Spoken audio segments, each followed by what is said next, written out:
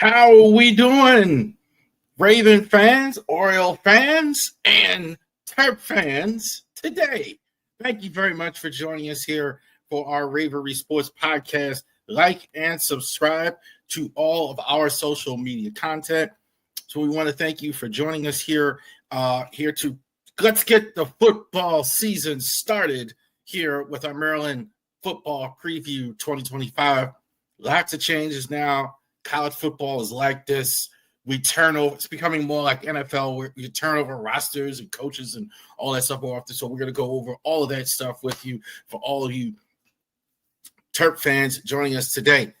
You right now watching, a lot of you are watching on X right now or watching on YouTube. Go ahead, hit the subscribe button. Go ahead and follow us on Twitter. We're going to have our football season. We're going to be expanding our instant reaction videos as well. So definitely do that. Next week, when after this recording, we're doing that right now. The 2025 NFL predictions video, that's going to go on next Sunday. So definitely like that. That'll be the last Sunday before the season starts. Genesis Notary Services, definitely in Winchester, Virginia. Very busy with the notary business. I couldn't be more grateful. I'm just ecstatic to all of you in the Winchester area who have come out and do that as well. We're going to have a live stream on Labor Day. This will be our third Labor Day live stream for Genesis Notary Services. We're going to talk about the notary business as well. If you have any questions or anything out there, also definitely check us out. But it's going to be live on my personal Facebook page and on LinkedIn page. The Genesis Notary Services. We had to have at least 150 people on. I said I wouldn't do until we have at least 150. We have to have 150 people on LinkedIn to follow the notary's business. And now that we do, we're going to go ahead and go live there as well. Harris Legal Shield, if you know, definitely the Legal Shield. Great heroes for me and as far as helping me with my business and all the stuff that I'm doing, all the stuff I just talked about. Like I feel very confident calling my Legal Shield and getting help with all that. So I want to thank you guys today. And you are, one last thing, ravorisports.company.site. Maryland Terps here is on there as well, along with our Ravens and the Orioles, and also to check out our Fanatics links. Now, let's go ahead and get to it, because why are you here? The Maryland 2025 football preview for the Terps. I still call it Bird Stadium. I'm sorry. I know that's a different name. Grew up watching Bird Stadium as well. One more thing. We're really, speaking of Maryland, working on getting an interview with one of the outstanding, hopefully it happens here, but one of the outstanding Terps of all time. So definitely no preview there about what could be coming. All right, so Maryland football preview as well. So let's go ahead and check this out here today as well. Mike Locksley, clearly on the hot seat this year. Definitely to the change at the college basketball as head coach. Kevin Willard, very vocal about that. He's in his sixth season. Terps did not do well last year. It's just that, it's just all it is to it. Some of that was, I think a lot of it was, he hasn't had the quarterback. Tua Tagovailoa, obviously no longer there. Had Billy Edwards last year. Did have some struggles on offense. So definitely he's been on the hot seat as well. Head coach, but he is back here for his sixth season. Pat Hamilton, will be offensive coordinator this year. Didn't see two. I could be wrong, but I didn't see two. Pep Hamilton, I think, is going to have the job by himself. Like this, you're going to have two on defense for sure. Tim Marchano in his first season. Azir Abdul Rahim is going to take over as well. Andre Powell taking over. Small school transplant. Andre Powell, coming from a small school, will take over the special teams for the Terps as well. Got to talk about transfer portal because even when I started this in 2022, there was transfer portal, but now it's all about the transfer portal. You're seeing a lot of residual effects. A lot of those guys last season are gone. So many transfers. We're going to go over that as well, but that's what it's about.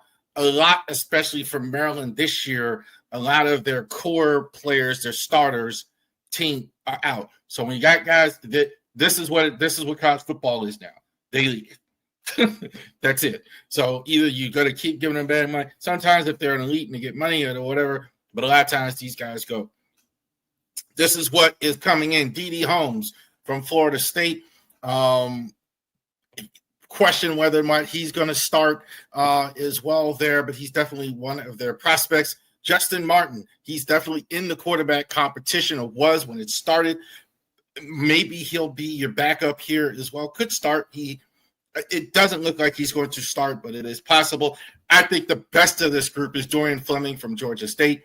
Their tight end. He's absolutely going to be their starting tight end. He, I think, might be, a lot of people feel he's the best tight end in the entire Big Ten. That's saying something considering what happened with all the good NFL players. So that's saying something. He's probably could be the best offensive player totally as well. So this is definitely a guy. Jarvin James. A lot of their line last year came in. Some of it is back, but a lot of it is already gone. So definitely this is a guy they are going. So definitely James is a guy they're bringing in. I don't know if he starts right away. We'll see about that because they do have some holdovers. Dante Joyner is fantastic as well at safety. So Maryland has had recent years. You had Bo Braid and guys like that. So Dante Joyner, I think, from Arkansas State is really good. A lot of people like Jamari Gasker from Florida State, big transfer. Some people also feel this is probably your best transfer on the defensive side as well. Coming in from Florida State, he absolutely will start right away at cornerback. Ian Thomas from St. Francis, Jaleel Farouk, exciting player, very exciting as well, and Caleb Webb from Tennessee. So two guys didn't get a chance to play big-time programs, obviously. So they played at Oklahoma and Tennessee. Farouk with the injury, see if we could keep him healthy this year. I think that was part of what factored in. Caleb Webb also to more playing time. I think he can feel he get at Maryland. The names you know that are gone. The quarterback competition we had last year, Billy Edwards went to Wisconsin. We're going to talk about him. We talk about the Badgers a little bit. And MJ Morris went to Coastal Carolina. Didn't really win the starting job last year. Thought he might, never really got a handle on it. So he's gone. Kyle Long, one of the guys that brought in last year, he moves to East Carolina as well. Cameron Edge, also probably a third on the depth chart as far as the quarterback competition as well. By the way, these aren't all the transfers. I didn't have time. There's no way I could go over that all of these. But these are just the key ones we focus on. Just to be clear about that. Some people say that. No, that's not it. Right? There's a lot of transfers. Cameron Edge, last year was in the quarterback competition, really didn't get on the field much at all. Roman Hemby. So here's a guy really some names you're familiar with, but really never really held on to the starting job. Going ahead, he transfers to Indiana. So interesting to see what happens with him there. Indiana was really good last year. Dylan Wade went to UCF, one of their tight ends from last season. Cavis Thomas, cornerback from the Terps last year. He's going to Kentucky. Definitely they lost Maxwell Harrison, some guys there. Tavon Nelson as well. Didn't quite get the playing time that he'll for. He's going to the Thundering Herd as well. Marshall Preston Howard going to play at Auburn as well. The offense that we're talking about, the Terps offense, really issues last year. What's it going to look like? It definitely appears to me, and from what I can see, that it's going to be Malik Washington starting at quarterback for the Terps. played at Archbishop Spalding in Maryland, literally in 2024, right? He is a true freshman that they're starting. This is something now we are seeing in college football a little bit with all the movement, all the transfer portals, and all that other stuff that's going on. You're seeing now freshmen now not sitting at all. And they're just playing because guys have left, guys have coming in, etc. This is what you're seeing. This is a highly touted freshman, 4-star freshman that's coming in, local product as well. So it makes me a little nervous starting to shoot for. I don't know how many times I've even seen this, have a really good team with that. A lot of teams, receivers went to the NFL, Ty Felton, and a lot of that, etc. went last year. Like that. The number one guy I think is going to be Octavian Smith. We too mentioned earlier the transfer portal guys, Farouk and Webb. I think they are going to be starters. I think Farouk you're going to put at the X. Khalil Webb you're going to put the C. The slot, I think the number one guy is Smith. I think he's the guy. Looking at the spring stuff, he's the guy I think most with the chemistry with Malik Washington as well. I do believe he's going to be the guy, the number one guy. That's the receiver. We'll see. Farouk has a lot of potential, though. Really like him. Has a lot of potential. But I do think it'll be more Octavian Smith in there. Isaiah Wright, I think, probably was here last year. Probably their best offensive lineman. So that's going to be key. They did bring in some guys, but I do say they do have some guys back from last year. When you talk about Isaiah Wright, Aaron Harmon, etc. So you do have that there with them. So the offensive line as well. We were raving about Dorian Fleming. I think he's a first-team All-Big Ten guy. I think one of their best defensive players, if not their best, not best defensive player, one of the best tight ends in the entire Big Ten. Long catch radius, if you see the film of Dorian Fleming. Really impressive with that. And Roman Hemby, we talked about it, couldn't really hold on to the starting job. Nolan Ray was here last year, took some carries from him. He is going to get every opportunity, I think, as your starter on offense. Running back. We know they like to run the football. Defense. This is going to be a whole new group here as far as like you look at the transfer portal and you have guys, but like you're in terms of, and I don't mean just new in terms of just transfer portal and freshmen coming in, but guys who are now starting and getting an opportunity more than he had. Big Cam Rice is going to be at the nose tackle for the Terps, about 6'10", about 6'3", 290 pounds. I don't buy that. He was bigger than that as well. He's a much bigger guy than that. Michael Harris is going to start inside linebacker, so he's going to be your quarterback of the defense along with Daniel Wingate inside as well. Wingate, I think this is a good. They got a little something to prove here, but I think they're a good, solid group of guys. I think your strength, though, is your safety group here. Gavon Suggs is going to play, and Dante Joyner. Dante Joyner is listed as a corner as well. I think you're going to see him a lot of safety in the slot. This is how it is nowadays in college football, where they move guys around. And coaches are very coy about that. Listed as safety, and he's going to play, etc. So he's going to move around a lot. You see that a lot with these guys. Questionable defense, though, as well. Defense was not great last year. You're starting a lot of guys from that defense overall that didn't start on last year's defense. Now you're asking them to step up. So transfer portal, you did bring in some guys, but you're asking a bunch of guys now to play better that were not on a great defense last year as well. So let's 5 biggest questions that the Terps have. Let's go over that. Who's going to be starting for them? Is it going to be Malik Washington or Justin Martin? We kind of already talked about that. I kind of did think like they would just go with Justin Martin in terms of because of the experience, but you're starting a true freshman. I think that they're going with Malik Washington. It looks like. I think it is. I think you are going to see him at some point, certainly early in the season. It's easy, like when we're going to get to the schedule, when some early schedule games where you're winning games, to go ahead and see. But I think it's definitely going to be Malik Washington. It looks like to me at the start. Can the Terps offensive line improve? I do think so. I do think their offensive line they brought in a whole new group. They did bring back some players. They are retaining some players, like I said, and I do think this is probably one of the least things they're worried about with the young quarterback. They're probably worried about the quarterbacks. They're not as worried about the line. I think the line I thought got better as the season went along last year, even though it wasn't a great line. But I do think it got better as the season went along. I'm fine with the offensive line. Bringing back, so I do think it did get better. Who will step up in the wide receiver room with the players that have left in the NFL? I'm really excited to see Jaleel Ford. Really am. The speed of him is just tremendous. And Maryland historically has had guys like Stephon Diggs and Jermaine Lewis, and you saw it last year with Tyfel, guys who can really run, really get down the field. Farouk's had some injuries, so that is a concern, but I absolutely think that he's going to be interesting as well. Octavius Smith, though, I think is the guy I'm seeing with the most chemistry. He's the guy I think they're going to use the most.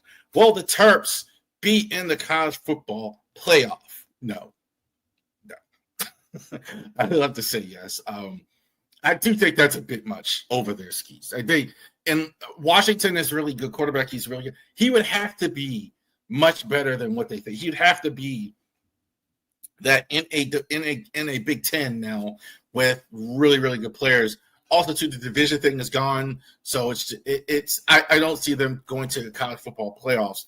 The bowl, I think, is not out of the realm. 6-7 wins, possibly. I don't know about that even, but I do think that's a possibility. We'll see as well. Can Mike Locksley survive the hot seat? I don't think Locksley's going to be here next year. I don't know. I hate to say that because I do think he is a good coach.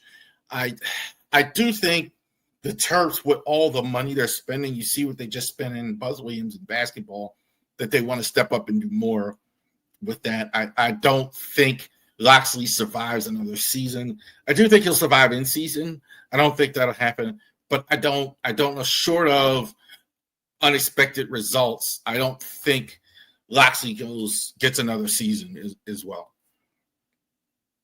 What happens here? So, schedule. We're starting here on Saturday. Florida Atlantic is coming to the 12 o'clock. With the times and the dates that we actually have, so we don't know, frankly, some of these games when they're starting, we will see. But it depends on the networks and what they decide to do. Big Ten Network, 12 o'clock. We will have an instant reaction after that game on 3 o'clock on Saturday. 3 o'clock on Saturday, shameless plug. 3 o'clock on Saturday, we're going to react to Florida Atlantic, obviously in Maryland, and obviously the big one that day right there, the massive Oklahoma, Texas, and Ohio State game that's going on. Definitely got to talk about that. We're going to find out how good Arch Manning is, and we're going to find out how good Malik Washington is here at the start as well. After that, Northern Illinois, a little bit better than what people think. A decent record. I think it's a bigger school than what people think. So I think that is going to be something here. Should go 3-0 against Towson, FCS school. I think that's self-explanatory. Towson, getting a congratulations to them getting a check here. Game's going to be on Peacock, 12 o'clock as well. Now, these times we don't know. At Wisconsin, so they're going to get to play now. Billy Edwards as starting quarterback of Wisconsin. They're going to actually go ahead and see him as a quarterback on the other side in this one in their first road game. Interesting to see. Should be motivated to win that one. Washington is going to go ahead and play as well. Washington, they got to be careful. I mean, they could kind of like risk falling back a bit in their conference as well. Really good in the Pac-12. One of the schools really, but a little bit behind in the arms race as well. So it'll be interesting to see. Definitely a team you want to see if you're the buy tickets as well to see Dylan Raiola and the Nebraska Cornhuskers. So Matt Rule and his guys are coming in there as well. A lot of circles calling him Baby Mahomes. So this is, again, we just talked about Malik Washington, the trend of a true freshman starting for them last year. Won some games last year. Now we'll see if they can go and do a little bit better in terms of the standings overall as well in 2025. UCLA, definitely, they have a new quarterback as well. Sean Foster is their second-year coach as well. I thought he was an interesting choice as well. Long trip for the Terps to go all the way out. I don't remember them ever playing at UCLA. So it'll be interesting to see as they go out to the Rose Bowl and go out and play UCLA out there. I don't know if there was a bigger surprise in all of college football last year than Kirk Cinetti's Indiana Hoosiers. I think they're good again this year as well. I think he's a good coach. He was overlooked. Sometimes it takes a while, but I think definitely as well. You talk about Locksley being on the hot seat, bringing in the guy. This is exactly what you want to have happen. Rutgers on there as well. Rutgers, they're kind of almost the default. They came in the same year as the Terps, so they're kind of the default rival, even though I don't think it's much of a rival, but they're kind of the team kind of looked at the same as Maryland as well. We'll definitely talk about them. Illinois is really good. They're going to actually have to go to Champaign after going to Rutgers on the 15th. The 22nd, the Big House in Michigan. So 3 straight road games late in the season. That's going to be very, very tough. A lot of their games, 3 straight on the road season. And against Michigan State, Aiden Childs, quarterback there at Michigan State. That'll be the last one after Thanksgiving. We'll see if they get any more with a bowl appearance. How does the Big Ten look as well? So interesting to see what happens. So we do have the defending national championship team in our conference as well. We know how good the top 3 has been. The Ohio State, Penn State, Michigan. They're also in the Terps division. Divisions are gone now, so there's no more of that. So it's just all 18 teams in the Big Ten that's going on. Let's see how these teams look. Penn State, I think it's pretty close. I think I'm not as definitive Penn State over Ohio State like some people are saying. But I do think it is Penn State over Ohio State. You talk about Drew Aller, Nicholas Singleton, Ketron Allen. Defense, they got Danny Dennis, Sutton, Carter, Zane. So Keon Ware, Hudson. You have a lot of guys that are going to the NFL early as well. And I think the reason is with that is you have, I think, the quarterback to actually get it done. That's the thing. Drew Aller is really good. I think definitely, too, he's a guy that's out to prove that he's the top NFL draft choice this year. He's been really good for them from the start. Can James Franklin have some success, right, against Ohio State and Michigan? That's the thing. Can you actually go out? You have the roster. You have that. Why was I picking Ohio State? What do we talk about? True freshman quarterback in Ohio State. So, 5-star, very talented. Ryan Days won the national championship. Jalen Shulman is a true freshman. The thing is, they may have the 2 best players in all of college football on both sides of the ball. When you talk about wide receiver Jermaine Smith and safety Caleb Downs, they are top 5 NFL picks possibly in the draft as well. Cornell Tate is there, is a really good wide receiver for them. Twan Malone on defense. So the elements are there. I don't think they're quite as deep as they were last year, and they have that young quarterback, but they're really good. They're ranked 3 in the country as well here. And again, we're going to preview that game right away. We're going to find out how good they are against Texas early. Can't wait for that game here early in the season as well. Oregon Ducks, I think they're third. A lot to like in Oregon. I do think they don't have the Dan Lanning as the head coach. They do have Dante Moore at quarterback. I kind of like him. I think they kind of have the same thing. Good, but I don't know where that comes from with them as far as to get them over the top. I think third is about good. They'll steamroll most of the teams they play, obviously, but getting Dante Moore now instead of Dylan Gabriel, solid quarterback, but they have a lot of Evan Stewart, Dickie and Moore, Matteo, hopefully I'm saying right? Like he's the edge. They have a good, solid overall defense. I think that's why another reason why you like them. One of the better defenses, I think, in the conference and certainly the country as well. So I think that's interesting. I got Michigan fourth. It's a wide variance with Michigan as well. I think some people have them higher or lower, or it depends. Another team really starting a young quarterback, Bryce Underwood, as well. He's been not quite as good here in the spring and all that, etc. So I think like that's giving some. I'm not as convinced of that, and I think overall talent they don't have as much as well compared to Ohio State on offense. They have. I think a better way to put it is they have a little further to go on offense than I think Ohio State did. Ohio State has really, really good players on offense. But Bryce Underwood, they're going to go with Bryce Underwood at a start and Michigan. So just keep that in mind. They're going to go with him they're going to go with him at the start. I think that puts him in fourth. Jason Parham is there. Former Maryland transfer, has really played well for them. Former Ravens defensive coordinator Wink Martindale is still there running that, getting that defense going there for them. All that I forgot the word escaped me real quick. The word escaped with that pressure defense. I forget the word escaped real quick. But Wink Martindale is still there for them. So they'll be good. I think like there's a little skies falling with Michigan. I think that's a bit much.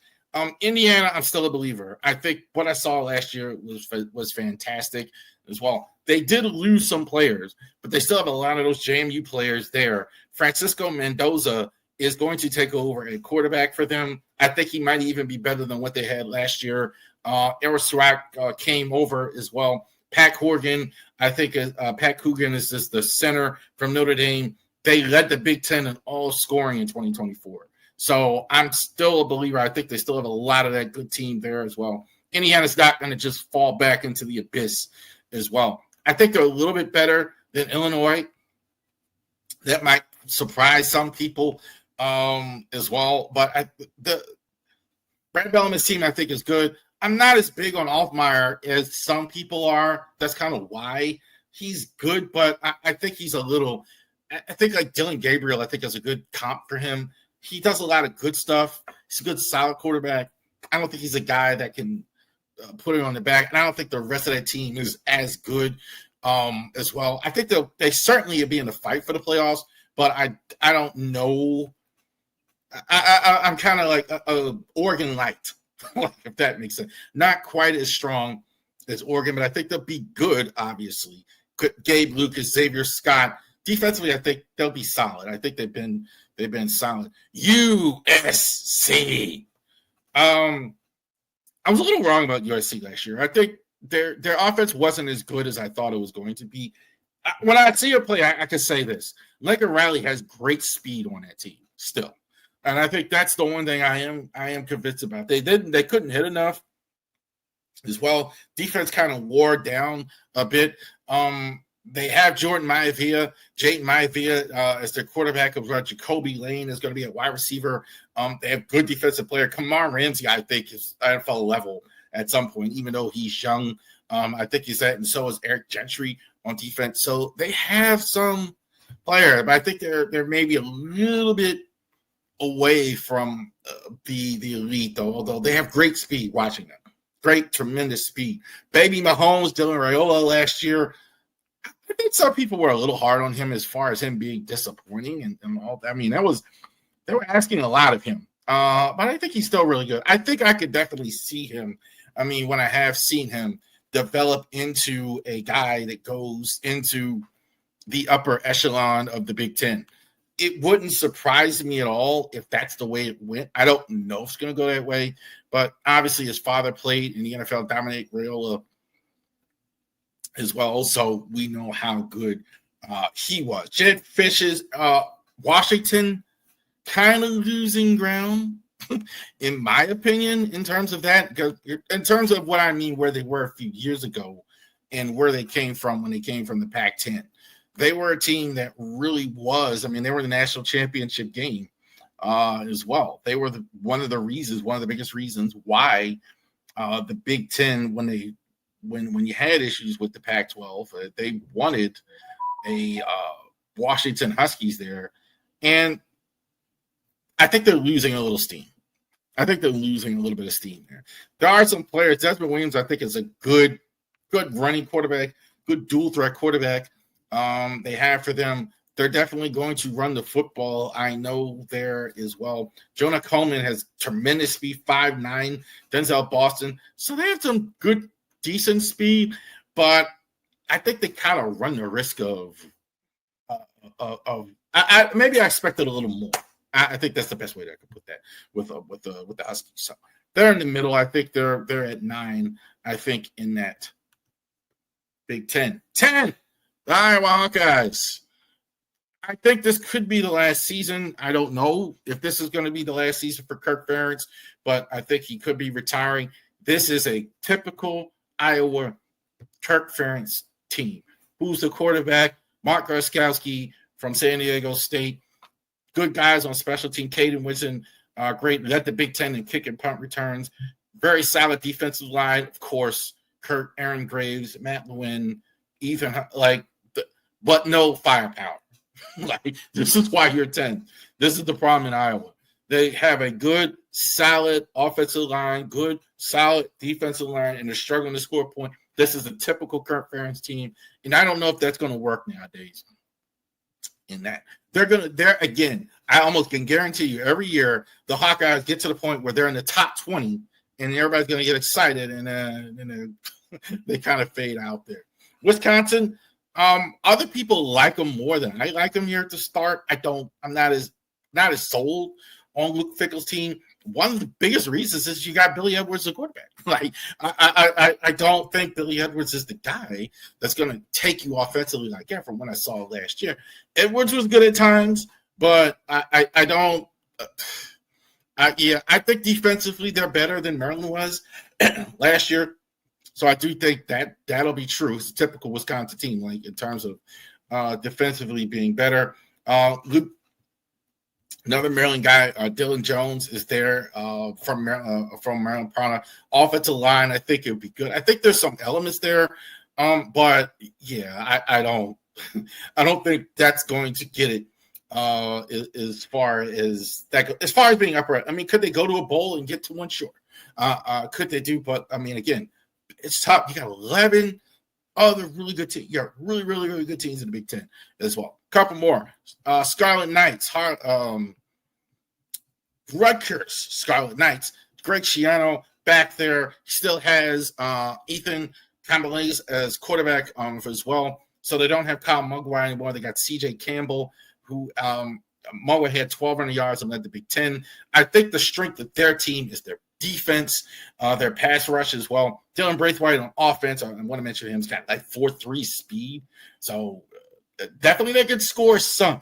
They could do a little better than they could do a little better. I don't know if they're going to score enough. But I do think their edge rush, Ed O'Neill, not Al Bundy, Ed O'Neill, Eric O'Neill, and Weaver Bradley, they may have the best pass rush ends in the entire Big Ten, and that's saying something last year. So I think last year was Ohio State. It may be in records. I think the whole defense, though, I don't know.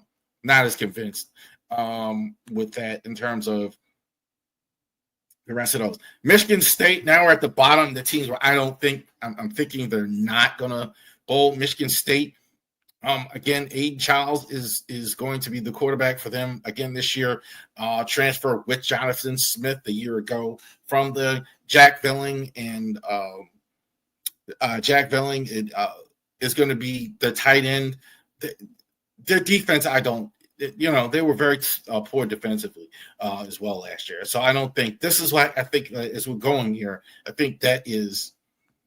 And that is the issue for some of these teams here at the bottom. Like same with UCLA, they do have the $5 million man at quarterback, Nico Amalama. I think I say his name right. Nico Amalama. He won a lot of money at Tennessee. I don't know if y'all remember that story where he was the guy that his father asked Tennessee for $5 million at quarterback. He hadn't made the starting team yet. So he said, kick rocks. I'm not leaving, and I'm leaving if I don't get it. And he left. Tennessee left it, and now he's at UCLA. He's a pretty good quarterback, though. So I think all that being said, I see his name a lot in draft boards and things like that. He's got pretty good, great downfield throwing the ball. There wasn't any of that last year at USC. So Deshaun Foster definitely has an upgraded quarterback. Interesting to see how the rest of that goes. Derek Lindsey is going to start for them for the Minnesota Golden Gophers and the quarterback PJ Fleck as well. Drake Lindsey is going to be another freshman going ahead and starting. Darius Taylor and Kyle Poore on defense had 5 interceptions. So this is kind of where Minnesota always is. They always seem to have really good players, but never a good team. So it's typical with them as well. 2 more here. Northwestern, they do have a much better quarterback when you talk about Preston Stone. They were last in the Big Ten in offense last year. They do have some good receivers there. So I do agree with that as well. So they do have some good receivers. Aiden Hubbard and Max Wynn there on defense. So they do have, again, not enough parts. I think they're in a different conference. I think you have a different result for them as well. And the Boilermakers, I think they're bringing up the rear. Used to be them and Indiana as well. Still figuring out Barry Odom's second year. Ryan Brown, not a bad quarterback from one of the stuff I've seen, I think, like that. So I think if they can hold on to him, I think that's the strength, but not strong enough, I think, in other areas. You look at the roster in other areas, and that's a struggle for them. So I do think that the Bulls at the bottom, you see where I have Maryland. I purposely skipped it. I didn't want to say it. I don't think Maryland's very good. I wish I could tell you. It's harder than doing these Ravens ones, where the Ravens were easy because they're a really good team. But like the Maryland, I just don't think. I just don't know how good we're going to be this year in the lineup as well. There you go. All right. So what do I think here in terms of the Terps season? I think I'd like to see them do better. Certainly, easily, we know we're going to win the first 3 games. They're going to beat Towson. They're going to beat Northern Illinois. They're going to beat FAU. So we know that. So we're going to go ahead and assume that. I think after that, it's going to be a challenge for them. I do like the prospect of the young quarterback. I think that's going to be, for me, the biggest reason to watch, to see the development of a very good young quarterback in Malik Washington. So I think that'll be very interesting. But it's the Big Ten, man. It's going to be hard. It's going to be hard. It's going to be hard to go. And this year they're going to be a break. They're not going to have to play. We saw the schedule, not having to play Penn State. Matter of fact, I'm going to put it up one more time. Right, schedule. Right now, look at the schedule. Who's not on it? Penn State's not on it. Ohio State's not on it. Oregon's not on it. Right? So you do have to go to Michigan and play. You do have to go. So I think if any grace that is there, you're playing, you're not having to play forever in their conference. They had to, when they had those divisions, they're in the same division with Ohio State, Penn State, and Michigan. And Michigan's fell a little bit, but they had to. The schedule to me looks more manageable as well. So if they do have some success, I think it could come just from they don't have to play the super heavyweights in the division. But still, obviously, Indiana's going to be tough. Back half of that schedule at Michigan, Illinois, at Rutgers. It's going to be tough. So we'll see. All right. There you go. Thank you very much for joining us here for our Maryland football preview here as well. Definitely check it out. Our first Terps game as well coming up here. Maryland and the Owls, the game graphic. All right, that means we're starting the football season. The Owls and the Terps is coming up. Those are the records last year. We'll definitely check that out, and we'll be reviewing that after the game is over. So thank you so much, guys, for joining us for our Maryland football preview. You guys have a great rest of your day. Enjoy all the games this